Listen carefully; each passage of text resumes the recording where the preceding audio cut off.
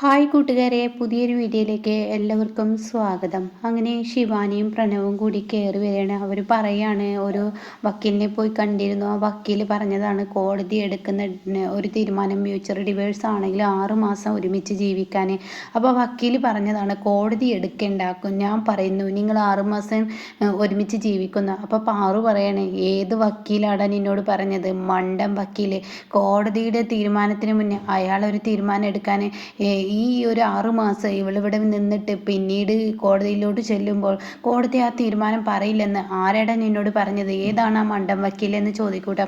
അപ്പോൾ ഈ സമയം വസുന്ധര കണ്ടിട്ട് ഇങ്ങനെ പ്രണവിനോട് കാണിക്കണം, ഇനി പറയല്ലേ പാറുവിനോട് എന്നിട്ട്. അപ്പോൾ നിധിയും കൂടെ നിൽക്കുന്നുണ്ട്. അപ്പോൾ ഉടനെ തന്നെ പറയല്ലേ എന്നുള്ള ആ ലെവലിൽ ഇങ്ങനെ കാണിക്കണം കേട്ടോ. അപ്പോൾ അതേ സമയം അവിടെ പ്രണവൊന്നും മിണ്ടില്ല. അപ്പോൾ പ്രണവ് പറയാണ് അമ്മ അതൊക്കെ അവിടെ നിൽക്കട്ടെ, ഇപ്പോൾ എൻ്റെ തീരുമാനം ഇതാണ്, ഇവളെ എൻ്റെ ഭാര്യയാക്കാൻ തന്നെയല്ല, ഇവളെ എൻ്റെ ജീവിതത്തിൽ നിന്ന് ഒഴിപ്പിക്കാനാണ് ഞാൻ ഇതൊക്കെ ചെയ്യുന്നതെന്ന് പറയണ കേട്ടോ. അങ്ങനെ ഈ സമയം പാറു പറയണേ എങ്ങനെ ആര് പറഞ്ഞാലും ഒരിക്കലും ഞാൻ ഇതിന് സമ്മതിക്കില്ല. ഇവളുമായി ഒരുമിച്ച് ഈ വീട്ടിൽ നീ ഒരിക്കലും നിൽക്കാൻ പാടില്ല, ഇവളിപ്പോൾ ഈ വീടിനെ പടിയിറങ്ങണം എന്ന് പറഞ്ഞിട്ട് ശിവാനി ഒരൊറ്റ തള്ളാണ് കേട്ടോ പാറു. അങ്ങനെ ഈ സമയം നിധി തടയുകയാണ്. നിധി തടയല്ല, നിധി ഓടി വന്ന് ശിവാനിയെ പിടിക്കുകയാണ്. അപ്പോഴേക്കും ശിവാനി ഇങ്ങനെ അഭിനയിക്കുകയാണ്, കരയുന്നത് പോലെ കേട്ടോ. എന്നിട്ട് ആൻറ്റി എനിക്ക് തെറ്റുകൾ പറ്റിയിട്ടുണ്ട്, എൻ്റെ തെറ്റ് തിരുത്താൻ ഒരു അവസരം എനിക്ക് ആൻറ്റി തന്നൂടെ, തെറ്റുകൾ പറ്റിയിട്ടില്ലെന്ന് ഞാൻ ആൻറ്റിയോട് ഒരിക്കലും പറഞ്ഞു. ആരടി എൻ്റെ ആൻറ്റി ഒന്നും ഇവിടെ ഇല്ല, മിണ്ടത് നിൽക്കടി എന്നും പറഞ്ഞിട്ട് ഒച്ചയെടുക്കണം കേട്ടോ. അതേസമയം ഇങ്ങനെയൊക്കെ പറയുന്നത് കേൾക്കുമ്പോൾ വല്ലാതെ അങ്ങ് ശിവാനി ഇങ്ങനെ അഭിനയിക്കുകയാണ്. അപ്പോൾ ഈ സമയം നിധിക്ക് സങ്കടമാവുകയാണ്. അപ്പോൾ നിധി പറയാണ് പാർവതി ഇപ്പോൾ പഴയതുപോലെയല്ലല്ലോ, ഇവളിൽ ഒരുപാട് വ്യത്യാസങ്ങളുണ്ടല്ലോ, അപ്പോൾ 6 മാസം കോടതിയുടെ തീരുമാനമാണെങ്കിൽ ഇവിടെ നിന്നിട്ട് പോട്ടെ. നിധി നിൻ്റെ സിമ്പതി ഉള്ളിൽ വെച്ചാൽ മതി, നിൻ്റെ അമ്മാവൻ്റെ മകളെന്ന് പറഞ്ഞ് നീ വീണ്ടും ഇവളെ അങ്ങോട്ടേക്ക് കൈപ്പിടിച്ച് കയറ്റാൻ നീ ഒപ്പം നിൽക്കേണ്ട. പ്രണവ് ഒരിക്കലും നടക്കത്തില്ല എന്ന് പറയട്ടെ. അപ്പോൾ പ്രണവ് പറയണേ എനിക്ക് ഇവളുമായുള്ള ഒരു ജീവിതം മടുത്തു അമ്മേ, അപ്പോൾ അതുകൊണ്ട് തന്നെ എനിക്ക് ഈ ജീവിതം വേണ്ട, അവളുമായിട്ടുള്ളൊരു ജീവിതം വേണ്ട. അതിന് കോടതി ഇങ്ങനെ ഒരു തീരുമാനമാണ് പറയുന്നതെങ്കിൽ അതായിക്കോട്ടെ, എന്തായാലും ഇപ്പോൾ കോടതിയിൽ പോയാലും ഇങ്ങനെ ഒരു തീരുമാനമല്ല. അപ്പോൾ അതിന് മുന്നേ 6 മാസം ഞങ്ങൾ ഒരുമിച്ച് നിന്നിട്ട് ഞങ്ങൾക്ക് യോജിച്ച് പോകാൻ പറ്റിയില്ല എന്ന് കോടതിയോട് പറഞ്ഞാൽ മതിയല്ലോ എന്ന് പറഞ്ഞിട്ട് പ്രണവാകത്തോട്ട് കയറി പോവാണ് കേട്ടോ. ഇതേ സമയം പാറുവിനെ എതിർക്കാൻ പറ്റില്ല, അമ്മ ഇങ്ങോട്ട് വായോ എന്ന് പറഞ്ഞിട്ട് പാറുവിനെ പ്രണവ് പിടിച്ചു കൊണ്ടുപോവാണ് കേട്ടോ. ഇതേ സമയം നിധിയാണെങ്കിലും ശിവാനി ഇനിയെങ്കിലും നിൻ്റെ ജീവിതം നീ കൈവിട്ട് പോവാതെ നീ നോക്കണം, അതുകൊണ്ട് നീ ഇല്ല നിധി ഞാനൊരിക്കലും. അപ്പോഴേക്കും ഇവിടെ വസുന്ധര അഭിനയിക്കുകയാണ് കേട്ടോ. ഇവളെ എന്നേക്കുമായി നീ അമ്മാവൻ്റെ മകളെ ഇവിടെ പിടിച്ചു നിർത്താമെന്ന് കരുതുന്നുണ്ടെങ്കിൽ അതൊരിക്കലും നടക്കില്ല. ഇവളോട് ആദ്യം എനിക്ക് ഇവളെ ഇഷ്ടമായിരുന്നു, പക്ഷേ ഇവളെൻ്റെ പ്രണവിനെ ജീവിതം തകർക്കാൻ വന്നതിൽ പിന്നെ എനിക്കിഷ്ടമില്ല എന്നൊക്കെ പറഞ്ഞിട്ട് വസുന്ധര അഭിനയിക്കുകയാണ്. അങ്ങനെ ഈ സമയം നിധിയും കയറിപ്പോവാണ് കേട്ടോ. ഇതേ സമയം വസുന്ധരയാണെങ്കിലും ഞാൻ പറഞ്ഞ ഐഡിയകൾ ഏറ്റില്ലേ. അപ്പോഴേക്കും ശിവാനി പറയാം എൻ്റെ നിങ്ങൾ എത്ര പെട്ടെന്നാണ് എന്നെ വീട്ടിലോട്ട് പ്രവേശിപ്പിക്കാൻ ഒരു ഐഡിയ പറഞ്ഞു തന്നെ, എന്തായാലും അടിപൊളിയായിട്ടുണ്ട് ഈ ഐഡിയ എന്ന് പറയാം കേട്ടോ. എന്നാൽ ഇനി പ്രണവിൻ്റെ മനസ്സിലൊരു സ്ഥാനം ഉണ്ടാക്കിയെടുക്കുന്നത് നിൻ്റെ കഴിവാണ്, അത് നീ ഓക്കെ ആക്കണം. എന്തായാലും ഇവിടെ നിന്ന് സംസാരിക്കണ്ട, ഞാൻ അകത്തോട്ട് പോട്ടെ എന്ന് പറഞ്ഞിട്ട് അകത്തോട്ട് പോവാണ് കേട്ടോ. അങ്ങനെ പിന്നീട് ശിവാനിയും വസുന്ധരയും റൂമിൽ നിന്നിങ്ങനെ സംസാരിക്കണം. അപ്പോൾ ശിവാനി പറയുന്നുണ്ട് എൻ്റെ ആൻറ്റി എന്നാലും ഈ ഐഡിയ പറഞ്ഞപ്പോൾ ഞാൻ ഒരിക്കലും വിജയിക്കുമെന്ന് കരുതിയതല്ല, പക്ഷേ പ്രണവും അതിന് വീണല്ലോ.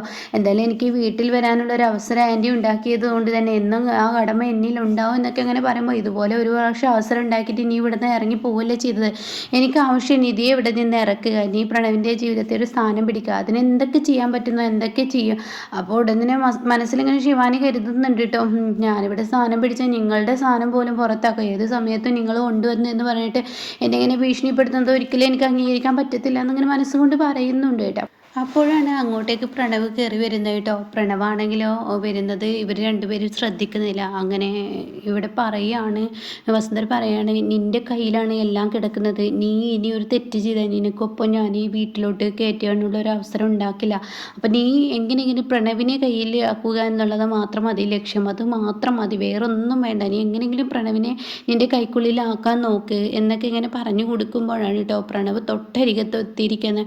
അപ്പോഴേക്കും വസുന്ധര പെട്ടെന്ന് കാണുകയാണ് വസുന്ധര. ആ സമയം തന്നെ വസുന്ധര പറയണേ, അതെ നീ പ്രണവിൻ്റെ ജീവിതത്തിലോട്ട് ഇനി നുഴഞ്ഞു കയറാമെന്ന് വിചാരിച്ച് ഈ വീട്ടിലോട്ട് വന്നിട്ടുണ്ടെങ്കിൽ അത് നിൻ്റെ തെറ്റ്.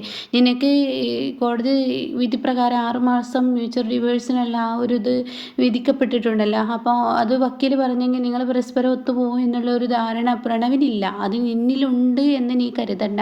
അങ്ങനെ എന്തെങ്കിലും കരുതിയിട്ടാണ് നീ ഇങ്ങോട്ടേക്ക് വന്നതെങ്കിൽ നിനക്ക് തെറ്റിയെന്നൊക്കെ പറയുമ്പോൾ പ്രണവ് അങ്ങോട്ടേക്ക് കടന്നു വരികയാണ് കേട്ടോ.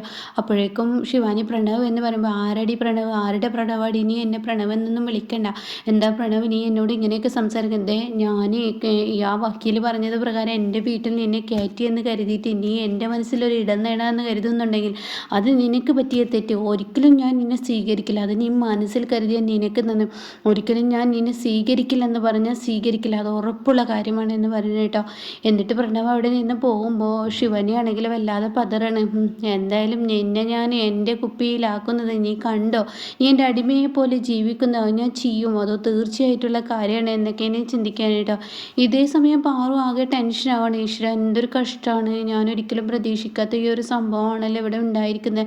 അപ്പോഴാണ് അങ്ങോട്ടേക്ക് പ്രണവ് കടന്നു വരുന്നത്. എന്തിനാ മോനെ നീ അവളെ പോലെ ഒരു പെണ്ണിനെ ഇങ്ങോട്ടേക്ക് കൊണ്ടുവന്നത്? അമ്മേ ഞാൻ അവളെ ഇങ്ങോട്ടേക്ക് കൊണ്ടുവന്നത് എൻ്റെ ഭാര്യയാക്കാനല്ല. 6 മാസം കോടതി, ആ 6 മാസം എന്ന് പറയുന്നതിനുള്ളിൽ അവൾ പലതും ചെയ്യും. അവൾ തന്ത്രങ്ങൾ അറിയാവുന്ന പെണ്ണാണ്, തന്ത്രവും കുതന്ത്രവും ഒക്കെ. പിന്നെ അവൾക്ക് പിന്നാലെ പല ആളുകളുമുണ്ട്. നമ്മുടെ കുടുംബജീവിതം തകർക്കും മോനെ, അതിന് നീ മനസ്സിലാക്കണം എന്നൊക്കെ പറയുമ്പോൾ എൻ്റെ അമ്മ കോടതി ഇതേ വിധിയാണ് പറയുക. അതുകൊണ്ട് അവൾ 6 മാസം നിൽക്കട്ടെ. അവൾ എൻ്റെ ജീവിതത്തിൽ ഒരിക്കലും ഇനി വരില്ല. അവളെ ഞാൻ സ്വീകരിക്കില്ല. ഈശ്വര എനിക്ക് പേടിയാവുന്നു. ഈശ്വരൻ എനിക്കിപ്പോൾ മനസ്സമാധാനം തരുന്നില്ലെന്ന് തോന്നുന്നു. ഒന്നിനു മുകളിലൂടെ ഒരു ടെൻഷനാണല്ലോ ഈശ്വരൻ എനിക്ക് തരുന്നതെന്ന് പറയുന്നു കേട്ടോ.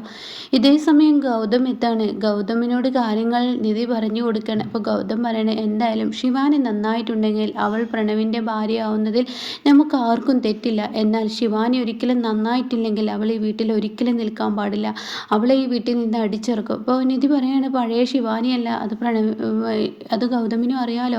എൻ്റെ കേസിൻ്റെ കാര്യത്തിലൊക്കെ അവൾ ചെയ്തത് അതൊക്കെയാണ്. പക്ഷേ എങ്കിലും കൂടി അവളിൽ ഒരു കണ്ണുണ്ടാവണത് നല്ലതാണ്. എവിടെയാണ് എപ്പോഴാണ് മണികൾ വീഴുകയെന്ന് പറയാൻ പറ്റില്ല. അപ്പോൾ തന്നെ നിധി പറയണത് ശരിയാണ്. കൂട്ടിന് വസുന്ധരാൻ്റി ഉണ്ടല്ലോ, വസുന്ധരാൻ്റി മതിയല്ലോ എല്ലാത്തിനും എന്നിങ്ങനെ പറയുന്നുണ്ട് കേട്ടോ. അപ്പോൾ ഈ സമയം ഇതൊക്കെ പറയുമെങ്കിലും കൂടി വല്ലാത്തൊരു ടെൻഷൻ തന്നെ ഇവരുടെ ഉള്ളിൽ വന്നു തുടങ്ങുകയാണ്. അതായത് പാറുവിൻ്റെ ഉള്ളിൽ കേട്ടോ. ശിവാനിയാണെങ്കിലും എങ്ങനെയെങ്കിലും പ്രണവിൻ്റെ റൂമിലൊക്കെ കയറിക്കൂടാണ്. അങ്ങനെ പ്രണവിൻ്റെ കിടക്കയും ബെഡ്ഷീറ്റൊക്കെ വിരിക്കാൻ സമയം പ്രണവ് പറയും, ദേ മ്യൂച്വൽ ഡിവൈസിൽ ഇങ്ങനെയൊന്നും പറഞ്ഞിട്ടില്ല, നിനക്ക് വേറെ ഏതെങ്കിലും റൂം തിരഞ്ഞെടുക്കാം. ഈ റൂമിലോട്ട് കയറി വരികയോ ചെയ്യുകയോ എനിക്ക് വേണ്ടത് എന്തെങ്കിലും നീ ചെയ്യുകയോ ചെയ്താൽ പിന്നീട് ഞാനൊന്നും നോക്കില്ല. ആ സ്പോട്ടിൽ നിന്നെ ഇവിടെ നിന്ന് വലിച്ചു വാരി പുറത്തിടും. അപ്പം അത് കേട്ടോടെ തന്നെ ശിവാനി, എന്താ പ്രണവേ നീ എന്നോട് ഇങ്ങനെയൊക്കെ സംസാരിക്കുന്നത്? അതിന് മാത്രം എന്ത് തെറ്റാണ് ഞാൻ എന്നോട് ചെയ്തത്? ഞാനൊരു തെറ്റും ചെയ്തിട്ടില്ലല്ലോ. പിന്നെ എന്തിനാണ് നീ എന്നോട് ഇങ്ങനെയൊക്കെ സംസാരിക്കുന്നത്? എന്താ പ്രണവേ ഇങ്ങനെ എന്നൊക്കെ പറഞ്ഞ് കാല് പിടിക്കുമെങ്കിലും കൂടി യാതൊരുവിധ കാര്യം ഉണ്ടാവില്ല കേട്ടോ. പ്രണവിൻ്റെ മനസ്സിൽ ഒരു സ്ഥാനം ഇനി ശിവാനിക്ക് നേടിയെടുക്കാൻ കഴിയില്ല. പക്ഷേ ശിവാനി ആ വീട്ടിൽ തുടരുക തന്നെ ചെയ്യും. നിധിക്കിട്ടിട്ടാണ് ആദ്യം പണി നൽകുന്നത്. അപ്പോൾ അതുകൊണ്ട് തന്നെ നിധിക്ക് ശിവാനി എന്തെന്ന് തിരിച്ചറിയാനുള്ള ആ ഒരു കഴിവ് ഇനി നിധിയിലുണ്ടാകുമ്പോൾ ഒരിക്കലും ശിവാനിയെ വിശ്വസിക്കാൻ പറ്റാത്തവളാണ് എന്നുള്ള സത്യം മനസ്സിലാക്കുന്നുണ്ട് കേട്ടോ.